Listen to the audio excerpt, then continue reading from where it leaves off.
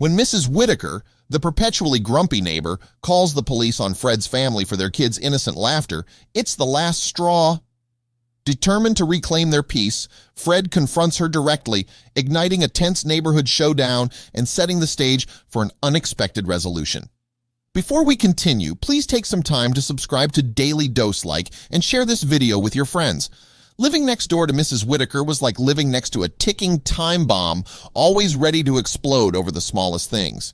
She had this knack for finding fault in the most innocent of our activities, and her favorite pastime seemed to be calling the police on us. I mean, seriously, how can kids laughing and playing in their own backyard be so offensive? Our family, a typical middle-class clan, just loved spending time together. My wife, Laura, and I had two amazing kids, Danny and Emma, who were the light of our lives. They loved the outdoors, especially the trampoline we set up in the backyard. Their laughter was music to my ears, but apparently it was nails on a chalkboard to Mrs. Whitaker. Last week, the inevitable happened again. I was in the middle of fixing a loose board on the deck when I heard a knock on the door. I sighed, already knowing who it was before I even opened it.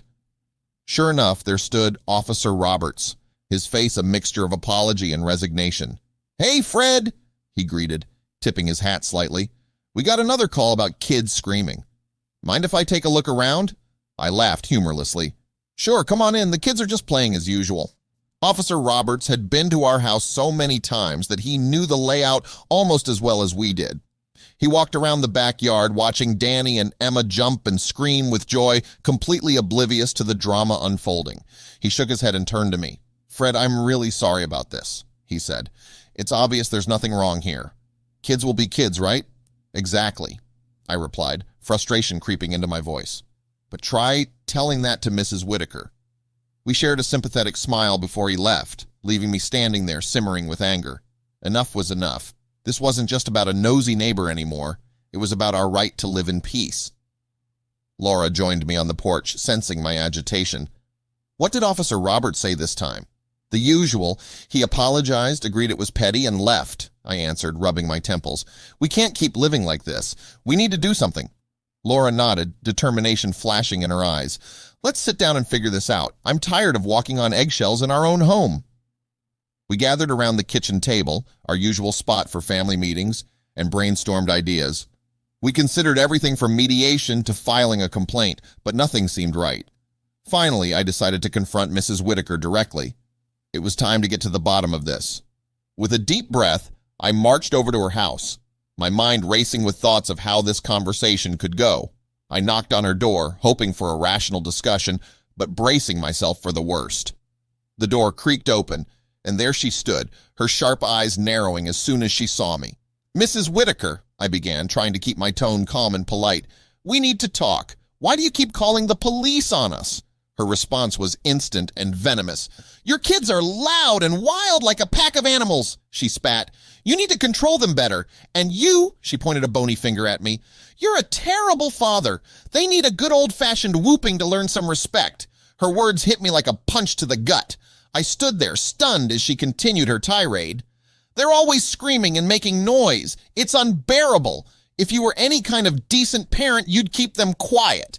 I felt my hands clench into fists, but I forced myself to stay calm.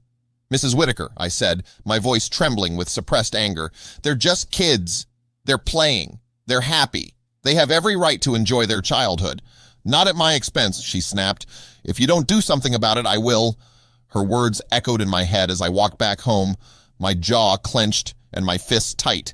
I was stunned by her venom, but more than that, I was furious. How dare she talk about my kids like that? How dare she question my parenting? When I got home, Laura was waiting for me, her eyes full of worry. "Fred, what did she say?" she asked, her voice soft but tense. "She called our kids animals," I replied, the anger seeping into my words. "And she said I'm a terrible father who can't control them. She actually suggested they need a good old-fashioned whooping." Laura's face went pale, then flushed with anger. "That's unacceptable. We can't let her keep doing this to us." "Exactly," I said, my determination hardening. "We need to take action, something that shows her we won't be bullied anymore." We sat down at the kitchen table, our usual spot for serious discussions. The kids were playing upstairs, their laughter a stark contrast to the anger simmering between us. We brainstormed ideas, rejecting the more outlandish ones until we settled on a plan that felt right. "We'll install a security camera," I suggested, "facing her property with a bright nightlight. If she tries anything, we'll have it on tape." Laura nodded, a fierce glint in her eyes. "And let's do something to really drive the point home." "We'll have a big kids' party," she continued. "Invite all of Danny and Emma's friends. Show her that we won't be intimidated." I grinned. "Perfect. We'll make it the loudest, happiest party this neighborhood has ever seen." The rest of the week was a flurry of preparations. We installed the security camera, its lens gleaming ominously in the evening light. I made sure it had a clear view of Mrs. Whitaker's property, the bright night light ready to shine at the slightest movement. Then came the invitations. We called every parent we knew, explaining the situation and inviting them to our noise-maker extravaganza, as Laura called it. By Friday, we had confirmed over 20 kids. The trampoline was set up, a backyard water slide was rented, and we stocked up on snacks and drinks. Danny and Emma were over the moon. "Are you sure we can have that many kids over?" Danny asked, his eyes wide with excitement. "Absolutely," I said, ruffling his hair. "It's going to be the best party ever." Sunday morning dawned bright and clear. Laura and I were up early, setting everything up. The backyard looked like a kid's paradise. Trampoline, water slide, and a table piled high with treats. By noon, the first guests started arriving, and soon the backyard was a cacophony of laughter and joyful screams. Laura and I sat on the porch, sipping cold drinks and watching the chaos with satisfaction. The kids were having the time of their lives, and I knew Mrs. Whitaker was seething behind her curtains. Every now and then, I'd catch a glimpse of her peeking out, her face twisted with annoyance. As the afternoon wore on, the noise level didn't drop. If anything, it increased. The kids were in full swing, their laughter ringing out across the neighborhood. I spotted Mrs. Whitaker at her window again, her glare almost palpable. I couldn't resist. I raised my glass in a mocking toast, a smirk spreading across my face. She saw me, her eyes narrowing to slits. With a final furious gesture, what I can only describe as a combination of a rude hand sign and a curtain yank, she disappeared from the window. Defeated, Laura laughed. "I think we've made our point."